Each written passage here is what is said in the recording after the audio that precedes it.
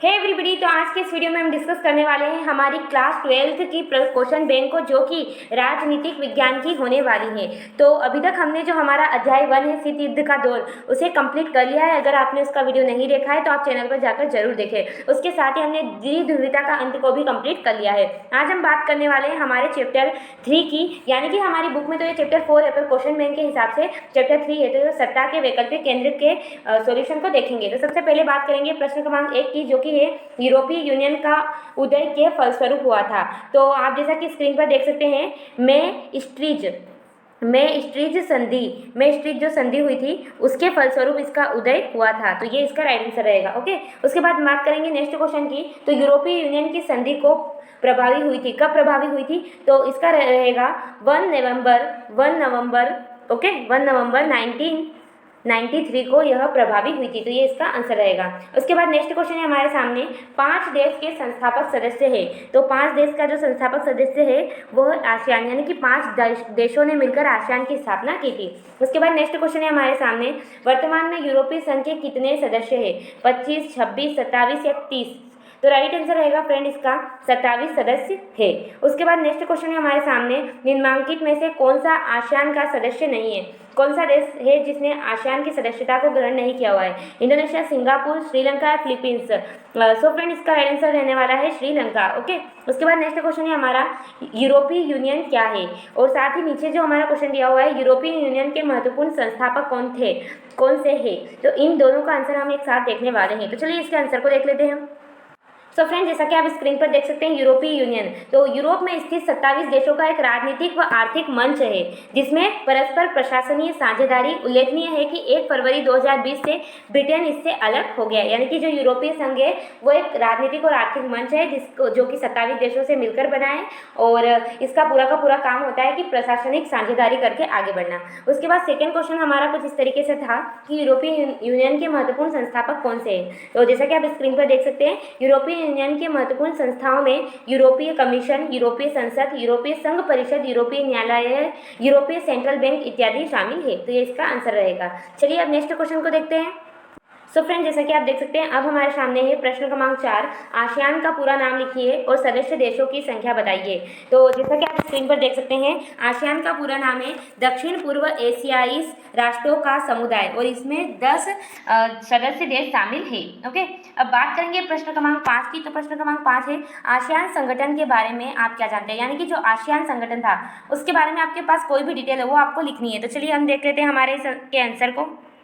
So friend, जैसा कि आप देख सकते हैं स्क्रीन पर आपको दिखाई दे रहा होगा, आसियान, तो आसियान दक्षिण पूर्व एशियाई देशों का संगठन है। इसका पूरा नाम दक्षिण पूर्व एशियाई संगठन है। दक्षिण पूर्व एशिया के 5 देशों Indonesia, Malaysia, Philippines, Thailand, Singapore ने 1976 में बैंकॉक समझौते पर हस्ताक्षर कर इसकी स्थापना की थी। उसके बाद आपको इसके उद्देश्य को लिख देना है, साथ ही बता देना है कि आज वर्तमान में इसकी सदस्य संख्या 10 हो चुकी है, क्योंकि बाद में Brunei, Darussalam, Vietnam, Laos, Myanmar और कंबोडिया इसमें जुड़ गए थे, और तो इससे की सदस्य संख्या अब 10 हो चुकी है। तो ये सारा कुछ आपको लिखना है। तो आप एक काम कर लीजिए, स्क्रीनशॉट ले लीजिए यहाँ से यहाँ तक का, उसके बाद कुछ इसका।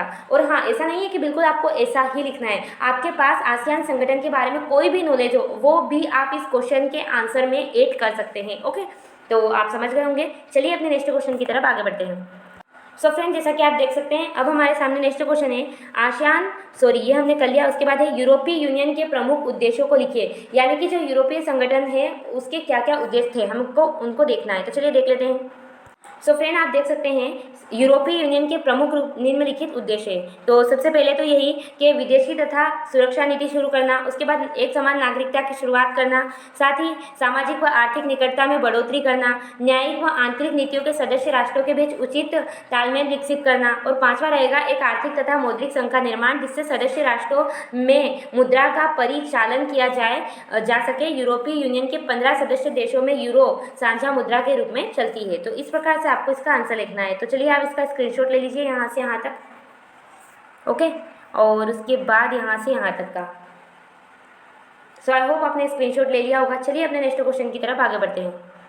सो फ्रेंड, जैसा कि आप देख सकते हैं, अब हमारे सामने नेक्स्ट क्वेश्चन है, भारत चीन मित्रता के रास्ते में कौन कौन सी रुकावट है, यानी कि भारत और चीन में फ्रेंडशिप यानी कि मित्रता क्यों नहीं हो पा रही है, ऐसे क्या कारण है। और नीचे अगर आप देखेंगे ध्यान से तो नीचे भी इसी तरीके का एक क्वेश्चन दिया हुआ है कि भारत चीन संबंधों में मतभेद के कारण लिखिए। तो कहीं ना कहीं इन दोनों प्रश्नों का उत्तर एक ही है, दोनों का कहीं ना कहीं मीनिंग तो एक है, इसलिए आंसर भी एक होगा। तो चलिए इसके आंसर को भी एक साथ देख लेते हैं। सो फ्रेंड्स, जैसा कि आप स्क्रीन पर देख सकते हैं, भारत चीन मित्रता के रास्ते में कौन कौन सी रुकावट है, या फिर कहें हम कि भारत चीन संबंधों में मतभेद के कारण लिखिए। तो आप जैसा कि देख सकते हैं, सबसे पहला कारण रहेगा सीमा विवाद। तो भारत चीन के मध्य अक्साई चीन और अरुणाचल प्रदेश में सीमा विवाद है ना। तो पहला कारण तो ये रहेगा। दूसरा, पाक चीन संबंध। भारत चीन मित्रता में सर्व प्रमुख बाधा पाक चीन संबंध है। अब क्या है कि चीन पाकिस्तान की तरफ चलता है, उसे मिसाइल तकनीक दी और हमेशा भारत पर क्या करता है, संदेह की दृष्टि से भारत को देखता है। तो ये भी एक विवाद का कारण है। अब तीसरा कारण है कश्मीरी मुद्दा। अब कश्मीरी मुद्दा क्या, चीन कश्मीर के मुद्दे पर सदैव पाकिस्तान का सपोर्ट करता है, समर्थन करता है और भारत पर दबाव बनाता है। तो इस कारण भी जो भारत है और वो चीन है उसमें मित्रता नहीं हो पा रही है, मतभेद है। उसके बाद है जल विवाद। अब जल विवाद क्या, भारत और चीन के बीच जल विवाद का मुख्य रूप ब्रह्मपुत्र नदी से संबंधित है। दोनों देशों से होकर बहती है ये जो नदी है, वहाँ पर जो जल हिस्सेदारी बंटवारा है उसको लेकर थोड़ी सी विवाद की बात है भारत और चीन में। और एक और जो दक्षिण चीन सागर है, वहाँ के 90% हिस्से को चीन अपना मानता है। तो इसके कारण भी क्या हो रहा है कि भारत और चीन में मतभेद उत्पन्न हो रहे हैं। तो ये कुछ कारण है जो भारत और चीन की मित्रता नहीं होने दे रहे हैं और यही उनके बीच में मतभेद है। तो आपको इसका आंसर बिल्कुल इसी तरीके से लिखना है जैसे मैंने लिखा है। तो आप स्क्रीनशॉट ले लीजिए प्लीज़। तो आप 2 पॉइंट्स का स्क्रीनशॉट ले लीजिए, उसके बाद इसके आगे का यहाँ से यहाँ तक का स्क्रीनशॉट, उसके बाद ये हमारा स्क्रीनशॉट कंप्लीट होता है।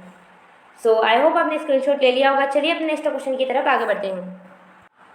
सो फ्रेंड्स, जैसा कि आप देख सकते हैं, अब हमारे सामने नेक्स्ट क्वेश्चन है यहाँ पर प्रश्न क्रमांक 9, भारत चीन के बीच सन 2013 में सीमा सुरक्षा सहयोग समझौते की 4 शर्तें लिखिए। यानी कि जो हमारा 2013 था उसमें भारत और चीन के बीच सीमा सुरक्षा सहयोग पर समझौते हुए, वहाँ पर कोई 4 शर्तें ली गई थी, उन शर्तों को हमें देखना है। तो चलिए इसके आंसर को भी देख लेते हैं। सो फ्रेंड, जैसा कि आप स्क्रीन पर देख सकते हैं, चीन भारत सीमा सुरक्षा सहयोग समझौता 2013 की प्रमुख शर्तें निम्न प्रकार है। सबसे पहले 23 अक्टूबर 2013 को भारत चीन के मध्य सीमा सुरक्षा सहयोग या समझौता हुआ, जिसमें जो पहली शर्त थी वो ये थी कि दोनों देशों की परस्पर विश्वास बहाली के उपायों को लागू करना था, यानी कि दोनों देश एक दूसरे के ऊपर विश्वास करेंगे। दूसरी बात, भारत चीन अपने अपने कानून, खुद के जो स्वयं के कानून हैं तथा प्रासंगिक द्विपक्षीय समझौते के आधार पर, और जो हमारे भी समझौता हुआ है उसके आधार पर सीमा रक्षा में सहयोग करेंगे। उसके बाद भारत चीन सीमा क्षेत्रों में वास्तविक नियंत्रण रेखा, जो वास्तविक नियंत्रण रेखा है के साथ फ्लैग मीटिंग अथवा बैठकें आयोजित की जाएगी। उसके बाद भारत चीन सीमा पर परामर्श एवं समन्वय मतलब मिलजुल कर काम करने हेतु तंत्र की वार्षिक बैठकें आयोजित की जाएगी, यानी कि वहाँ पर बैठकें होगी वार्षिक, यानी कि वर्ष में एक बार। ओके, तो ये कुछ शर्तें थी। तो चलिए आप इसका स्क्रीनशॉट ले लीजिए। सबसे पहले यहाँ से यहाँ तक का स्क्रीनशॉट, उसके बाद इन 4 पॉइंट का स्क्रीनशॉट। तो बिल्कुल इसी तरीके से आपको पॉइंट वाइज आंसर लिखना है ताकि आपको फुल मार्क्स मिले। चलिए, आई होप आपने स्क्रीनशॉट ले लिया होगा। अपने नेक्स्ट क्वेश्चन को देखते हैं। सो फ्रेंड, जैसा कि आप देख सकते हैं, अब हमारे सामने नेक्स्ट क्वेश्चन है, यूरोपीय संघ के राजनीतिक एवं कूटनीतिक प्रभाव को स्पष्ट कीजिए। राजनीतिक यानी कि उसका राजनीतिक पक्ष कैसा क्या है यूरोपीय संघ का, और कूटनीतिक यानी कि उसकी जो नीतियाँ है उसने कैसी बनाई है, उसका क्या प्रभाव है उसको देखना है। तो चलिए इसके आंसर को देख लेते हैं। सो फ्रेंड्स, जैसा कि आप स्क्रीन पर देख सकते हैं, यूरोपीय संघ का राजनीतिक एवं कूटनीतिक प्रभाव। यूरोपीय संघ के राजनीतिक व कूटनीतिक प्रभाव को संक्षेप में निम्न बिंदुओं द्वारा स्पष्ट किया जा सकता है। सबसे पहला रहेगा, 2005 में यूरोपीय संघ विश्व की सबसे बड़ी अर्थव्यवस्था थी। विश्व व्यापार में इसकी सहभागिता संयुक्त राज्य अमेरिका से लगभग 3 गुनी अधिक थी। उस अपनी इसी मजबूत स्थिति की वजह से यह अमेरिका तथा चीन से व्यापारिक विवादों में पूरी तरह से दादागिरी के साथ वार्ताएं करता है। उसके बाद दूसरा रहेगा, चूँकि यूरोपीय यूनियन यानी कि संघ का सदस्य राष्ट्र फ्रांस, यानी कि जो यूरोपीय यूनियन है उसका जो सदस्य फ्रांस वो सुरक्षा परिषद का स्थायी सदस्य है, यानी कि उसे वीटो पावर मिली हुई है। तो ये एक उसकी राजनीतिक जो पक्ष है उसके क्वालिटी है, उसका ये प्रभाव है। उसके बाद तीसरा है, जहाँ तक सैनिक शक्ति का प्रदर्शन है तो यूरोपीय संघ के पास संसार की दूसरी सबसे बड़ी विशाल सेना है। तो मैं इसको पूरा इसलिए रीड नहीं कर रही हूँ ताकि वीडियो लेंथी ना हो, पर आपको पूरा रीड करके इसका स्क्रीनशॉट लेना है। और अगर आपके पास परीक्षा अध्ययन हो तो मैंने उसी में से लिया है, वहाँ से भी इसको लिख सकते हैं। ओके, अब है प्रश्न क्रमांक 4। हालांकि अंतर्राष्ट्रीय संगठन के रूप में यूरोपीय संघ राजनीतिक एवं सामाजिक मामलों में हस्तक्षेप करने में सक्षम है, लेकिन अनेक मामलों में इसके सदस्य राष्ट्रों की अपनी अपनी विदेश तथा रक्षा नीतियाँ हैं। हाँ, ये एक अच्छा संगठन है, परंतु अनेक मामलों में ऐसा होता है कि इसके अंदर के जो देश है वो अलग अलग नीतियाँ अपनाने लग जाते हैं। अब 5वां, हालांकि यूरोपीय संघ का एक संविधान निर्मित करने का प्रयास तो सफल नहीं हुआ, लेकिन उसका अपना स्वयं का झंडा है, गीत है, स्थापना दिवस है, अपनी मुद्रा यूरो है, और 2012 में नोबेल शांति पुरस्कार भी मिल चुका है। किसको? यूरोपीय संघ को के। और हाँ, एक 1 मार्क्स का क्वेश्चन बार बार बन जाता है कि यूरोपीय संघ की मुद्रा का नाम क्या है, तो यूरो। तो यहाँ से एक आपका ऑब्जेक्टिव बन रहा है, आपको इसको ध्यान रखना है। ओके, तो आप इसका स्क्रीनशॉट ले लीजिए, और अगर आपके पास परीक्षा अध्ययन है तो आप उसी से इसका आंसर लिख लेना। सो आई होप आपने स्क्रीनशॉट ले लिया होगा। चलिए नेक्स्ट क्वेश्चन की तरफ आगे बढ़ते हैं।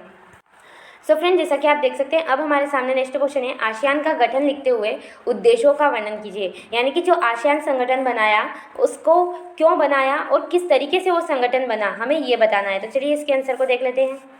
सो फ्रेंड, जैसा कि आप देख सकते हैं, आसियान का गठन सबसे पहले यहाँ पर दिया है 8 अगस्त 1967 को बैंकॉक में स्थापित दक्षिण पूर्व एशियाई राष्ट्रों का समुदाय, यानी कि आसियान के संगठन को निम्नलिखित बिंदुओं द्वारा स्पष्ट किया जा सकता है।